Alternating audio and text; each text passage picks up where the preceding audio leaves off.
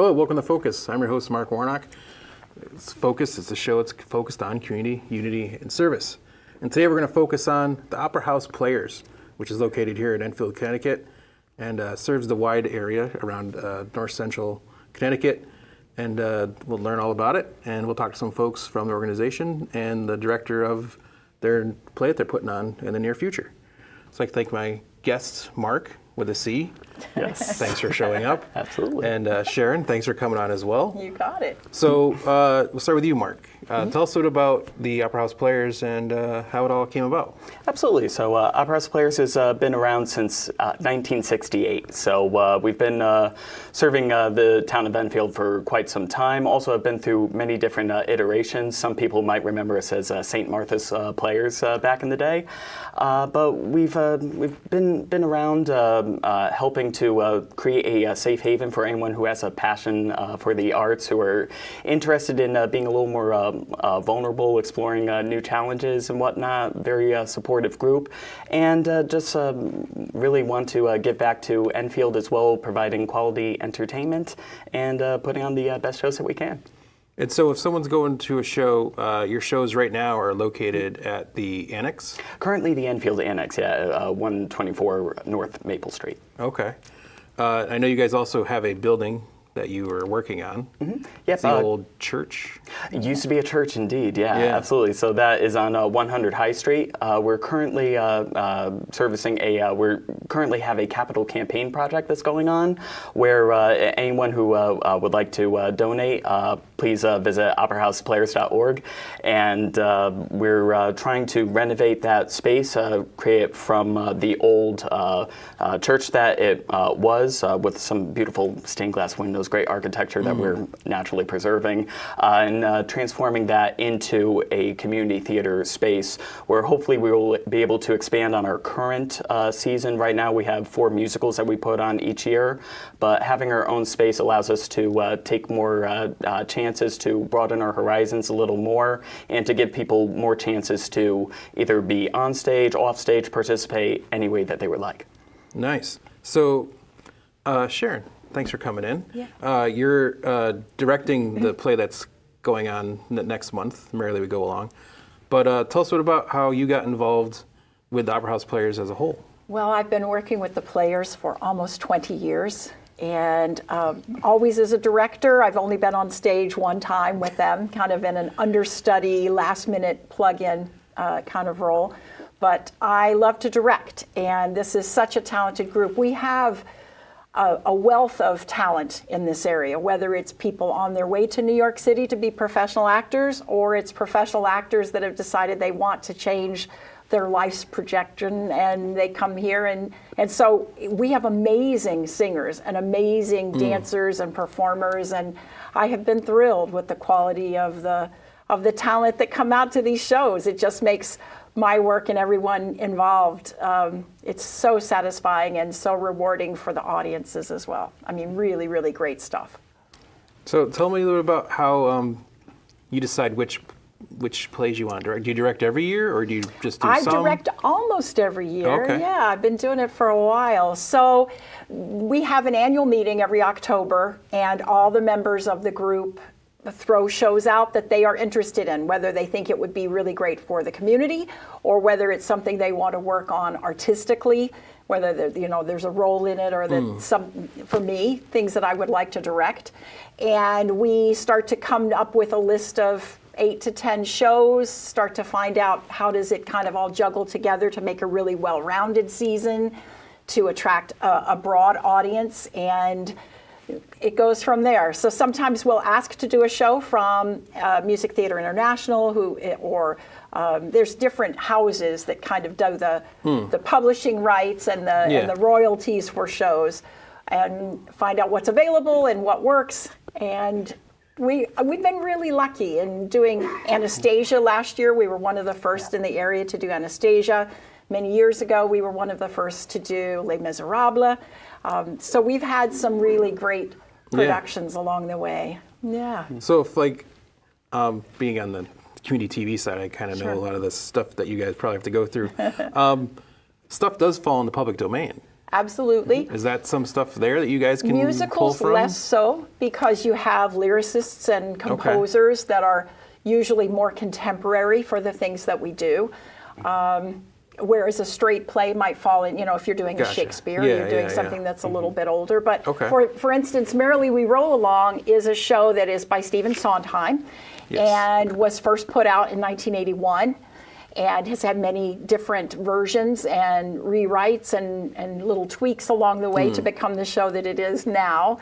But that is still one that we have been asking to do for many years. And it just had a really successful run on Broadway, and it's on Netflix now, and it just seems that it was the right time and place to bring it live to the area. That's awesome. So back to you, Marc. Tell us a little about how you got involved with the Opera House Players. So I ended up auditioning. So a little bit about me. I'm an accountant by trade. So I like to just volunteer my time as an actor just for the passion, just to really bring a creative outlet and whatnot. And I first saw that Opera House Players was putting on a radio show called Twisted Tales of Poe. I auditioned that on a whim and was cast by the poet, which shout out to Stevie Norman. Thank you for trusting me with that. Ever since then, I've stuck by the organization. I was a part of Rent following that. And the opportunity ended up coming up where our former treasurer, Harry Vajalou, was looking to take a step down, and we were in the need for a treasurer. And since I'm an accountant by trade, I'm like, you know what, this seems like a great way to merge two of my worlds together. And 2024, I ended up taking over, and Harry was really great with transitioning, making everything seamless, and it's been great to make a difference. I've always done that on stage, but to do that behind the scenes in this bigger realm, I've loved the challenge, and I've loved being able to make a difference with that.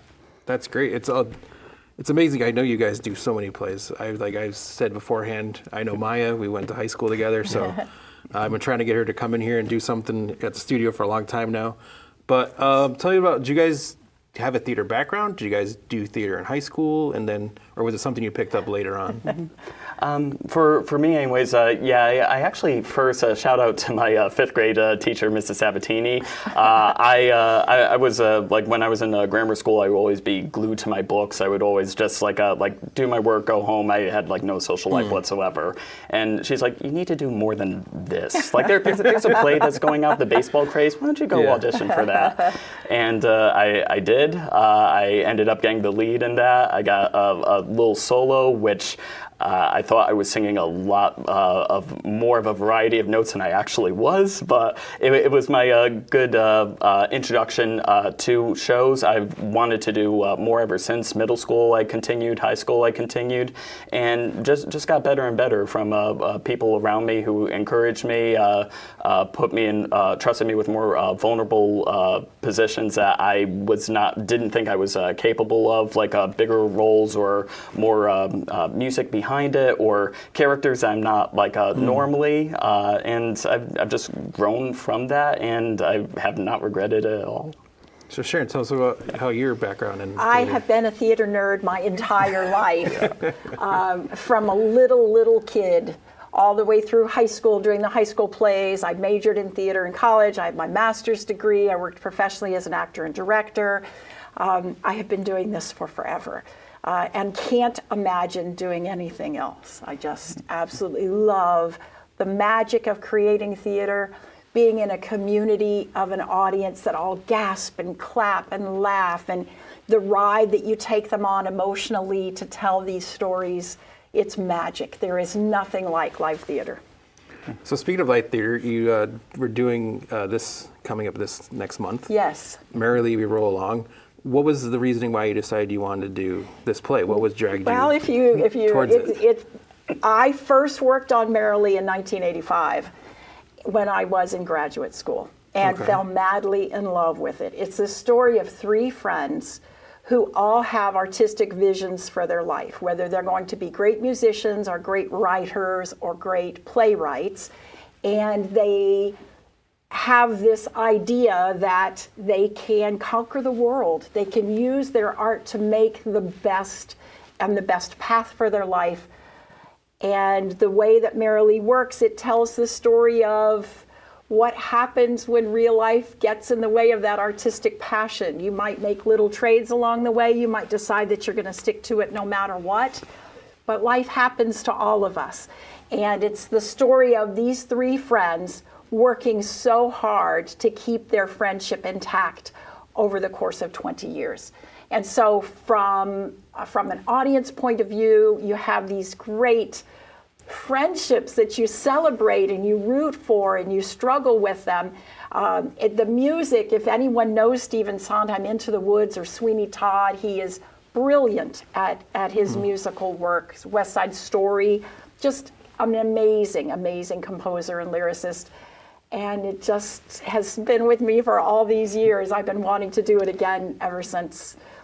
Yeah, and you're doing it now. And we're doing it now. It opens in a week. It opens in a week. Yeah. So that's got to be, you must be, I know from doing shows here, you must be totally fine right now. Absolutely. We are so relaxed. Getting the best sleep of our lives. Yeah, I bet That's everything's it. going so smooth. Yeah. So speaking of that, going back to when you first started putting the show together, how do you guys usually go about the audition process? Like, how does that? You just put an open call out? We do. We post open calls, and we sometimes have 40 people and sometimes have 100 people. Sometimes it depends on what else is going on in the theater community. For this one, we were about 85, 90 people that came to audition, 2 days in December. And it's anyone that wants to come. Sometimes you get people, this is their very first show ever. Sometimes they are lifetime professionals that have been doing it. It's such a wonderful mix. And we get a lot of, you make friends with these people after you've been with them for so long. So for this particular show, I have many people in the company that I have worked with before in previous productions. And then I have a handful of people that are brand new friends to me. And that's really, really wonderful. So, besides on-stage folks, I'm sure there's a whole bunch of off-stage folks. So dedicated. Marc, why don't you tell us a little about how people can get involved in doing the behind-the-scenes stuff if they don't want to be on stage? Oh, behind the scenes, absolutely. Yeah. So there's so much to do from publicity, marketing, which our head of publicity, Sarah Stevens, has done an amazing job with. If you're interested in that, we're into mentorship and making sure that you're able to develop the skills that you need in there, or just to do for fun. There's sound. Can't have a show without sound. So absolutely opportunities. Well, yeah, I was going to say do the silent movie aspect, perhaps. Very loud screaming. That's about it. Yeah, but lighting, sound, stagehands as well, like people who help to coordinate, move the set, or stage management as well, which is they're the unsung heroes of theater. Truly, as soon as that goes up, they are the ones that call the shots and make sure that what you are seeing on stage goes by flawlessly in that regard. So many different opportunities for people directly involved, or even if you're interested in doing fundraising events, we have a development committee where we are putting together different activities throughout the committee to help raise funds for Opera House players. Just recently, we had a drag bingo event at Thompson Hall, which was an absolute delight. Everyone, there was, I was surprised, 150 people roughly ended up showing up to that, and everyone just had the time of their lives. There were smiles ear to ear. There was the kings and queens that were involved put on a heck of a show, and it was just so much fun. We try to do at least one event like that every quarter. But anyone who has ideas for that and wants to pitch that to us, absolutely, we'll try to make it come to life, or ideas that we have, if they would like to help make that a reality. It's art behind the scenes, literally.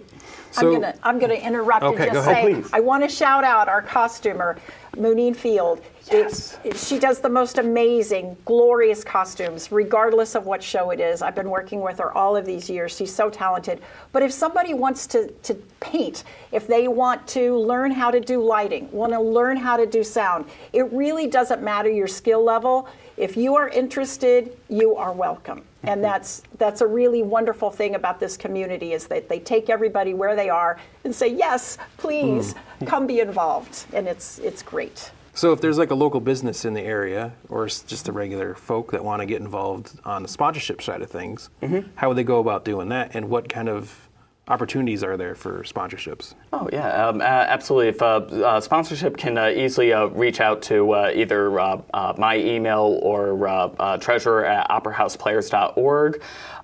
We can easily set up so they would see like what the season is that they're representing, and with that as well, we can set up a program ad space in each one of our programs for the season.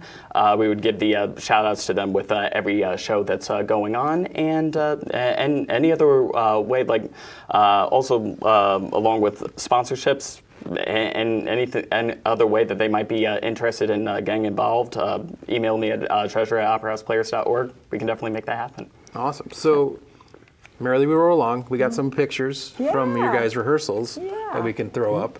Yes. So, how often do you guys rehearse as you get ready for the show? Is like a We've been speed up as you rehearsing- get closer? Or? Well, yes and no. We've been rehearsing pretty consistently 3 days a week since mid-February. And as you get into Tech Week, which is what we are right now, this last week before the performance, we are every night. We were adding the there's- full, they're doing some scene work there. You see their scripts in hand as they're singing and dancing their little hearts out. Such a talented group. But we've been working for about 3 months now. And we've just started adding the full lights, the full costumes. The orchestra came in for the first time yesterday. Brass and reeds and drummer, and it's amazing. Yeah. It's a very, very fun show, and it runs the full gamut of emotions. Big, showy dance numbers, really catchy tunes. It may be a Sondheim that people don't know necessarily, but it is definitely one that you don't want to miss. It really is full of heart And that's a full photo of from passion. the big number. These are all different scenes. There you see the 3 best friends, Frank, Charlie, and Mary, with Frank's wife, and the gentleman in red is the producer, Josephson, who helps Okay. them get their first Broadway show, and that's a huge, huge success for them as new artists, and that's the number that we brought you a little clip from. It's called It's a Hit. All right. And they've just come out of the opening night, and they can't believe it, how wonderful it is. All right, I think we have that clip. If the crew will get to that, maybe we can take a look at that and hear a little bit of Merrily We Roll Along. Yeah. We've got a surefire, genuine, walk-away blockbuster. Lights out to Broadway, Buffalo, sensational.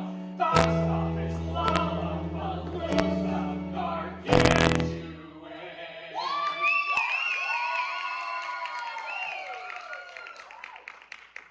It's a hit, it's a hit, it's a hit, it's a hit, it's a hit. There we go. So you said you guys did that yesterday? We did. So that was how quick that turned that around. That was pretty good. Yeah. Technology nowadays, huh? Indeed, yes. So first performance is this weekend? This Friday, we open Wow. Friday night. We run Friday and Saturday nights at 8 o'clock, Sundays at 2 o'clock for 3 consecutive weekends, so the 1st through the 17th. You can make reservations or you can buy the tickets at the door. And even if it says sold out, you can still come to the door because there are more seats available. We only reserve the first 200, but it actually seats about 300. So we never turn anybody away. And I think it's delightful. It's been one that's been really important to me for a really long time, and I am so excited to put it in front of an audience. So as you were talking about, you've directed a bunch of these. So what is it like when that first night, when you see it I know how it is for me producing TV shows. That first time you see it happen and it I gets love out there. to see it with an audience because I have an expectation of where people will laugh or where people will, that gasp or intake of air and the teary eye that might happen. And it's very rewarding to see not only the actors be so successful and feel so good about their work, but it's really great when the audience comes back and says it was better than Broadway. I love that one. That's a good one. Yeah, it's a really special experience. So this one goes till May 17th. May 17th. Okay. Yes. And Fridays, then you guys Saturdays, Sundays. are the whole group is kicking off a whole nother show right after that, correct? Getting ready That's for correct. Grease. Wow, that's a big one. Grease is the word. That's It is. It is Frankie Valli. He is. Indeed. So you guys already done auditions for that one, That is correct, yeah. and that's the last one for this season. The last one for the season, yeah, that'll go up in early August, and that will end our fiscal year, so we'll be rolling right into our annual meeting where we will start to discuss what the following season will be. Yeah. So what is you mentioned a little bit the process, but what are the usual what's the whole not the whole process, but how do you go about picking the individual things you're going to do? You did 4 this year. Mm-hmm. So how do you guys narrow it down to that 4? So picking that, if you are a member of Opera House Players, which is for individuals would be only $20 for individual, Okay. $40 for a family package, or $30 for a couple. And now that have a gets seat. you what? You get that information out there. I want to get all the stuff out there that people can get. So you do get a free concession at each show that you come out to see. Okay. Plus, you do get voting rights as well for those annual meetings. As Sharon was mentioning, we directors put together about 8 to 10 different possible shows to do, and every voting member gets that list and gets to vote right then and there which ones they would like to see. Usually on a scale of like 1 to 5, their favorites to their least favorites, and we end up calculating that over the course of a couple weeks, figure out which ones are most wanted by our members, and Lindsay Ryan Thomas, who is our executive producer, ends up putting out all of those rights calls, see if we can get those rights and try to stand by those what our members truly want. So you did Merrily We Roll Along. You got Grease coming. What were the other 2 you guys did so far this year? The other ones that we did earlier was Chess. That was our most recent one. And Little Shop of Horrors. Little Shop, that's right, Yeah. yes. How did I miss that? I know, isn't it? Yeah, no, we try to make sure that we have a balance of new as well as classic, have ones that are maybe not so much family friendly. Mostly all of our shows are family friendly, but sometimes a Beauty and the Beast sells differently than a Yeah. Les Mis. Yeah. So we try to make sure that there is a balance in that season of shows that audiences want to see and actors want to do. It's some of both. So now I'm going to put you guys on the spot now. Sure. So Okay. you're coming up on next season. Yep. What's your wish list plays for next season? We'll start with you, Marc. Wish list. I was going to say. So I knew I'd stump you with one of these. I was going to say, one. I will say, just as a blanket statement, that, I promise this is no hint, no nods whatsoever. But one of my favorite Broadway musicals is Next to Normal, and we did end up doing that a couple of years ago. So there's actually no chance, unfortunately, with the way that rights work, that this will be a part of that. But I always would love to be Dan Goodman in that show. It's just a roller coaster of emotions. It speaks of volumes as far as family and mental health is concerned. It has a soft spot in my heart. So if I had my way, I would probably do that again. All right. So Sharon, That's a tricky question. That's like saying, who's your favorite child? Yeah. You've already had your children out. Now this is ones you want to have. Well, there are so many shows, and not all of them are available yet. Yes. Not all of them have availability. I'm going to pass on that one because I don't want to give anything away. They will announce next year's season during the curtain speeches of Merrily. Oh, okay. There's lots. There's lots of favorite shows. I mean, if you talk about shows I've done in the past to shows I'm doing in the future, they're all my children. I love them all. Yes.